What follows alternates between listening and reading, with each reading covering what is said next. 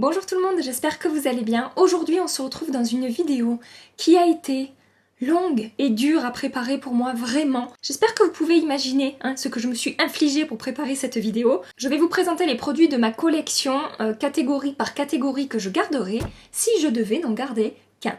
Juste une petite chose avant de passer à la présentation, je me suis rendu compte au moment de piquer les produits, de sélectionner les produits catégorie par catégorie, que je me dirigeais toujours vers les produits chers, les produits luxe que j'ai. Ce qui me paraît assez logique parce que si j'ai un produit à 50 € et un produit à 10 € et qu'on me demande jette-en un des deux et que la qualité est similaire, je vous avoue que j'aurais plus tendance à jeter celui à 10 € que celui à 50 €. Non seulement parce que voilà, parce que j'aurais investi plus d'argent, mais aussi souvent je me suis rendu compte que c'était le packaging aussi en plus qui jouait et qui m'attirait côté produit plus cher en fait. Donc, ce que j'ai décidé de faire, c'est de non pas vous faire une vidéo si je devais n'en garder qu'un, mais vous faire deux vidéos si je devais n'en garder qu'un. Donc évidemment une vidéo petit prix et une vidéo luxe. J'ai pensé que ça rendrait un peu plus justice à certains produits qui ont un très très bon rapport qualité-prix. Donc voilà, petite parenthèse terminée. Sachez qu'aujourd'hui je vais vous présenter ma sélection de produits petit prix et que dans ma prochaine vidéo ce sera ma sélection de produits plus chers, plus luxe. Je vais maintenant passer à la présentation de ma sélection, mais juste avant, comme toujours, si vous avez aimé cette vidéo, pensez à la liker avant de partir. Et si vous êtes tout nouveau sur ma chaîne, bienvenue à vous, pensez à vous abonner en cliquant sur le petit bouton s'abonner qui se trouve en dessous de ma vidéo pour ne rien manquer de la suite des aventures YouTube. Je vais commencer par la catégorie palette pour les yeux. Si je devais n'en garder qu'une, sachez que je garderai une palette de chez Morphe que je vous ai déjà présentée à plusieurs reprises sur ma chaîne. C'est celle avec laquelle je me suis maquillée aujourd'hui. Et donc c'est la 25B. Pourquoi j'ai choisi cette palette? Parce que je trouve déjà la qualité des fards Morphe très très bon, que ce soit les mats ou les lumineux, en particulier les mats. Je les trouve vraiment super super beaux, la palette est vraiment très bien pigmentée. Et j'ai choisi celle-là parce que je trouve que l'harmonie des couleurs est vraiment super jolie. On a beaucoup de mats pour faire des transitions, pour faire des maquillages naturels. Mais on a aussi des teintes beaucoup plus foncées pour faire des smokies, des maquillages plus chargés. Et on a une jolie ligne de métalliques là qui sont vraiment très très beaux. On a aussi d'autres lumineux un peu plus foncés ici. Je la trouve vraiment assez complète. Et franchement, de toutes les palettes petit prix que j'ai, moi c'est celle-là que je préfère. Pour toutes les raisons que je viens d'évoquer. Et pour tout vous dire, j'apprécie tellement les palettes Morphe que je viens de m'en commander 3. Dans la catégorie mascara, je pense que ça ne va pas être une surprise pour vous. Je garderai le Paradise Extatique de chez L'Oréal, c'est celui que j'utilise maintenant depuis des mois et que j'adore puisqu'il correspond à tout ce que j'attends d'un mascara. C'est-à-dire qu'il va apporter de la longueur, qu'il va apporter du volume, qu'il va très bien tenir, il ne va pas du tout transférer sur mon arcade sourcilière et vraiment voilà, de toute façon si vous regardez le détail de du make-up que je porte à chaque fois dans mes vidéos, ça fait des mois que c'est celui-là qui est dedans. Donc voilà, franchement super bon mascara. Alors pour les crayons pour les yeux, j'ai pensé à cette catégorie, mais je me sers très très peu de crayons pour les yeux. Je mets très rarement du crayon dans ma muqueuse et quand j'en mets c'est souvent du noir et le seul noir que j'ai c'est un produit plus cher, donc je n'aurai pas de crayon pour les yeux à petit prix dans cette vidéo. Si vous connaissez de très bons crayons pour les yeux qui ont une longue tenue, une bonne pigmentation, facile à travailler, etc. partagez ça en commentaire peut-être pour celles et ceux que ça intéresse. Je passe maintenant aux produits teints, donc au niveau des bases, si je devais n'en garder qu'une, ce serait la Nivea Men Peau Sensible Baume après rasage. Je vous ai déjà parlé de cette base qui est en fait, donc comme je viens de le dire, un après rasage. C'est la youtubeuse Nikki Tutorial qui avait parlé de cette crème en disant que c'était un excellent produit pour faire tenir le maquillage toute la journée et c'est vrai que c'est franchement assez efficace. Après j'ai sélectionné celle-là, sachez que je n'ai pas de base petit prix que j'apprécie particulièrement et je sais que quand je veux en utiliser une qui n'est pas très chère, j'utilise celle-ci. Il y a un parfum d'homme évidemment assez costaud quand on ouvre la bouteille, mais sachez que ça disparaît tout de suite et que effectivement ça apporte une certaine texture à la peau qui est un peu, qui va être un peu pas collante, mais si quand même un petit peu. Et on sent vraiment en fait que le maquillage va se figer sur la peau. Et ça n'altère pas du tout la qualité du make-up qu'on va appliquer par-dessus. Après, il va pas forcément y avoir d'effet lissant pour les ridules, les pores, etc. Mais elle va quand même prolonger la tenue du maquillage dans la journée. Voilà, donc c'est celle-ci qui est dans ma vidéo. Maintenant, c'est pareil comme pour le crayon, si vous connaissez de très bonnes bases petit prix, que vous aimez beaucoup, partagez-les, parce que je suis sûre qu'il y a d'autres alternatives à un après-rasage pour hommes dans des bases petit prix. Côté fond de teint, je vous avoue que ça a été une torture pour choisir le fond de teint parce que vous savez, je pense si vous me suivez depuis quelques temps, que j'entretiens une relation passionnelle avec mon fond de teint Photo Focus Foundation de chez Wet n Wild. Et ben sachez que c'est pas celui-là que j'ai choisi pour la vidéo. Avant de me justifier, je vous dis d'abord lequel j'ai choisi le Dream Caution de chez Maybelline. Alors c'est pas non plus dénué de sens puisque c'est un fond de teint que j'ai présenté dans une de mes vidéos favoris, que j'adore, dont je vous ai déjà parlé énormément de fois. Qu'est-ce qui m'a fait choisir le Maybelline? Tout simplement le fait qu'il ait un rendu un peu plus lumineux que le Wet n Wild. Sur ma peau, le Wet n Wild a quand même un rendu, j'ai envie de dire, entre semi-mat et mat. Donc vous voyez, c'est quasiment complètement mat. Il y a quand même une petite lumière qui se dégage, mais globalement, il y a un rendu mat. Alors que sur le Dream Caution de Maybelline, je trouve que le rendu voilà, est plus lumineux et donc peut-être un poil plus naturel, sachant qu'il y a moins de couvrance dans le Maybelline que dans le Wet n Wild. Je me suis dit, si je devais ne mettre qu'un fond de teint petit prix toute l'année qui me correspond en été, en automne, en hiver et au printemps, ce serait celui de Maybelline. En plus, il a un SPF 20. Et pour un fond de teint petit prix, bon, je vous avoue qu'il n'est pas donné quand même pour un fond de teint de grande surface, sachant qu'il n'y a pas énormément de quantité dedans. On est sur du 14 grammes, donc c'est la moitié de ce qu'est un tube normalement de fond de teint de 30 grammes. Et je vous avais dit, je ne sais pas si vous en souvenez, que je l'avais trouvé chez Saga, et que je l'avais payé 8,50 €. Voilà, donc ça m'avait un petit peu consolé, il coûte le double en grande surface. Bref, je trouve que dans la catégorie de mes fonds de teint petit prix, c'est celui qui va le plus se rapprocher du Luminous Silk de chez Giorgio Armani, sachant que le Luminous Silk coûte 52 €. Donc voilà toutes les raisons pour lesquelles c'est le Maybelline que j'ai choisi. Je passe maintenant à la catégorie anti-cerne. Celui que j'ai choisi, c'est le effaceur yeux de chez Maybelline. Je pense que c'est pas une surprise non plus, vous savez que c'est... D'ailleurs, je l'ai terminé. Sachez que je me suis maquillée avec tous les produits que je vous présente aujourd'hui. Voilà, donc il arrive au bout de sa vie celui-là, mais j'en ai déjà un autre dans mon placard tout neuf qui m'attend, pour vous dire à quel point j'apprécie ce produit. C'est un anti-cerne qui est pour un anti-cerne petit prix d'une excellente qualité. Ça c'est vraiment un produit que j'ai pas eu du mal à choisir, je savais depuis le début que ce serait celui-là, dans la catégorie petit prix. Il va bien camoufler mes cernes, puisque j'ai quand même besoin de pas mal de couvrance, il va très bien tenir, il va avoir un très joli rendu, il ne va pas avoir un effet sec, un effet cakey sous mon œil, il ne va pas assécher mon dessous d'œil. Donc voilà, pour moi il méritait amplement sa place de numéro 1 des anti-cernes de petit prix que j'ai dans ma collection. Je passe maintenant à la catégorie poudre pour le visage, et alors j'ai un peu été coquine puisque j'en ai sélectionné deux. J'ai sélectionné une poudre matifiante et j'ai sélectionné une poudre lumineuse, mais non pas un highlighter, une poudre lumineuse. Je vous montre. Pour la poudre matifiante, j'ai sélectionné la Coty Airspoon. C'est pas non plus la première fois que je vous en parle. C'est une très bonne poudre. Petit prix, sachant qu'on a 65 grammes de produits là-dedans. Je connais pas le prix, je vous mettrai tout en barre d'infos de toute façon, mais le prix est dérisoire par rapport à la quantité du produit, mais surtout par rapport à la qualité du produit. Au niveau de la texture et de la qualité de la poudre, j'aurais tendance à la comparer un petit peu à la Laura Mercier, à part que celle-ci a une odeur très forte qui moi me dérange, mais après ça c'est très personnel. Et donc, je vous disais, elle va bien matifier le teint, elle va avoir un effet un petit peu lissant sur les pores, elle va pas ultra lisser comme ma poudre Urban Decay dont je vous ai parlé dans ma dernière vidéo, mais elle a quand même un effet lissant. Elle ne va absolument pas laisser d'effet de matière sur le visage, on va pas du tout avoir cet effet poudreux qu'on peut avoir parfois avec des poudres et que je retrouve souvent dans des poudres petit prix. J'en parle même peut-être pas assez sur ma chaîne par rapport à la qualité en fait de ce produit. Elle mérite totalement sa place dans cette vidéo. Et donc la poudre lumineuse que j'ai à vous présenter, c'est une poudre de chez Essence. Il s'agit de la Pure Nude Highlighter. Alors ils appellent ça un highlighter, mais moi je trouve qu'au niveau de l'intensité de la lumière, ça se rapproche beaucoup de ma poudre Hourglass.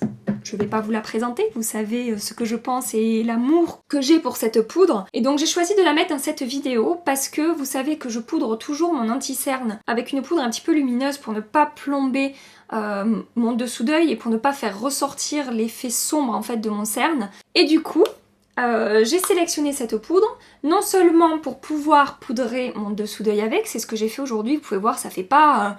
on n'a pas l'impression que j'ai appliqué de l'highlighter sous mon œil, mais l'idée aussi de ce choix de mettre une poudre mate et une poudre lumineuse, c'est que je peux mélanger les deux et que du coup je peux poudrer mon teint en mélangeant les deux quand j'ai envie en hiver d'avoir un teint un peu plus lumineux et pas forcément de matifier tout mon teint. Donc voilà, c'est pour ça que j'ai mis ces deux poudres là dans ma sélection. Dans la catégorie bronzer, j'ai sélectionné évidemment le Butter Bronzer de chez Physician Formula. Je pense une fois de plus que vous n'êtes pas surprise par mon choix. Je vous en ai déjà également parlé beaucoup de fois.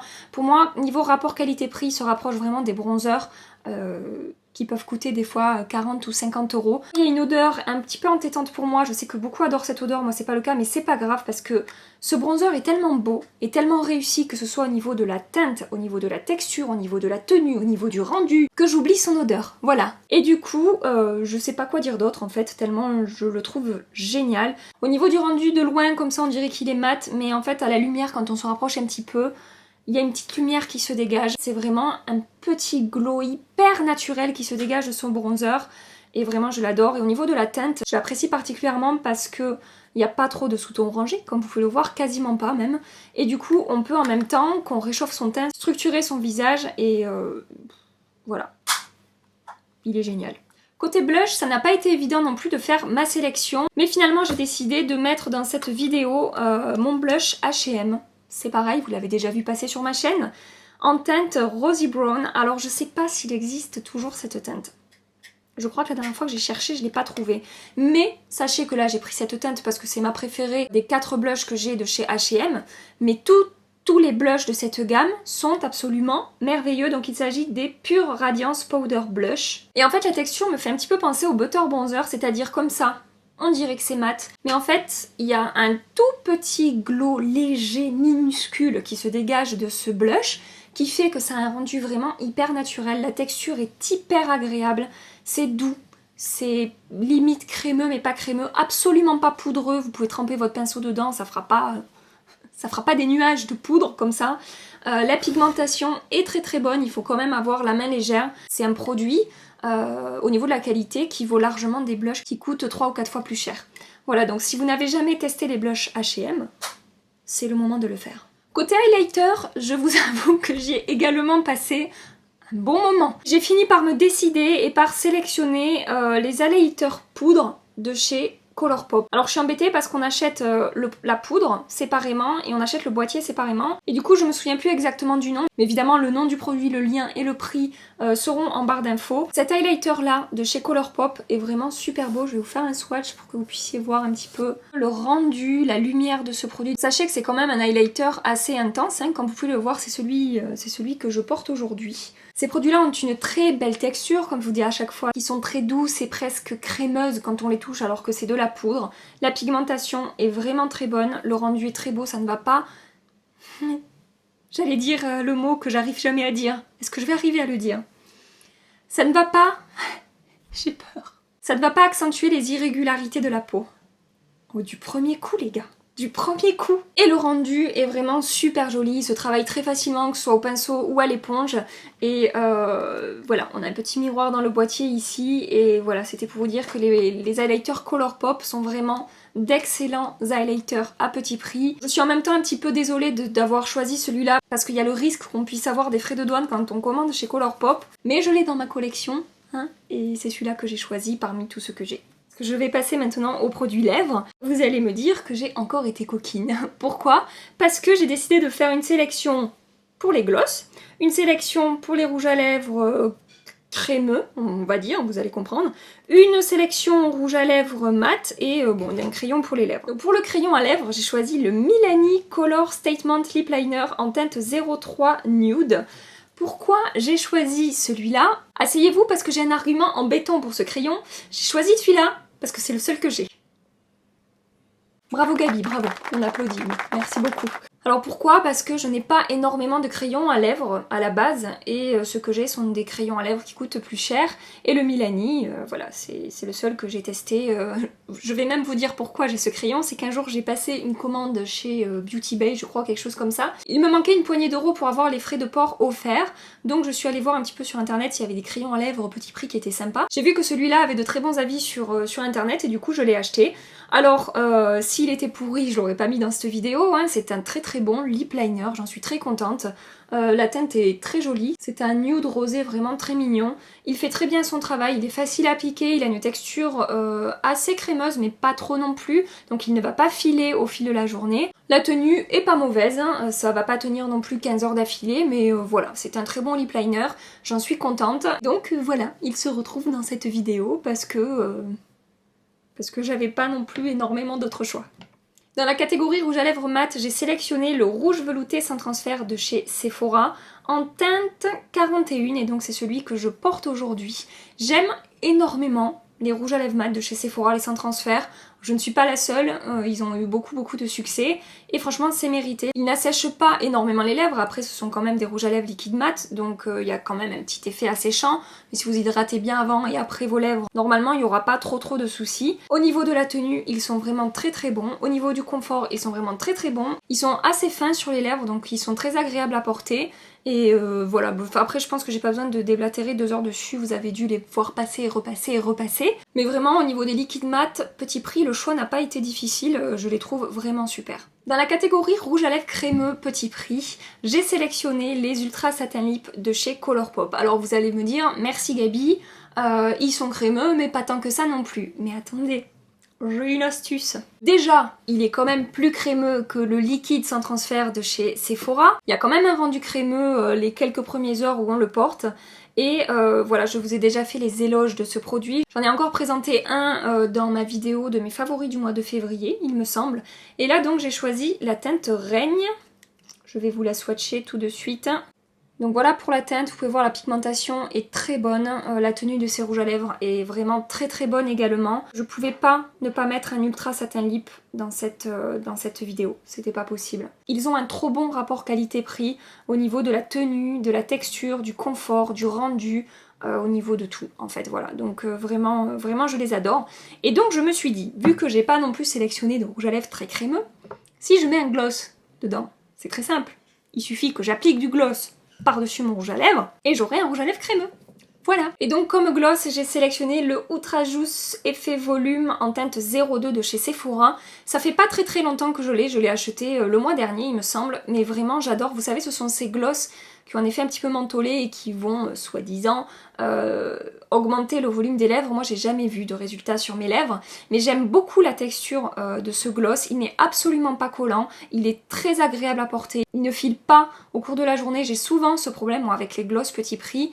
Voilà, ils vont dégouliner en fait au bord de ma bouche et c'est vraiment pas joli. Et donc là pour le coup on est sur un nude. Et en faisant ma sélection je me suis dit que voilà, si j'avais plus que ces 3 rouges à lèvres là et que je voulais quand même un rendu nude, comment je ferais? Et ben je me suis dit qu'en tapotant un petit peu de celui-là très légèrement sur mes lèvres, au doigt, et en appliquant le gloss par-dessus, qui est quand même bien nude, je pourrais avoir un effet beaucoup plus léger au niveau de la teinte sur les lèvres. Et donc voilà pour le swatch du gloss qui, comme vous le voyez, comme je viens de vous dire, est un joli beige marronné nude que j'aime beaucoup. J'ai terminé de vous présenter ma sélection finalement de mes produits favoris petit prix par catégorie. J'espère que ça vous a plu, j'espère que vous aurez fait de belles découvertes. Partagez-moi en commentaire quels sont vos produits. Comme ça peut-être que vous souffrirez un petit peu comme moi, tiens.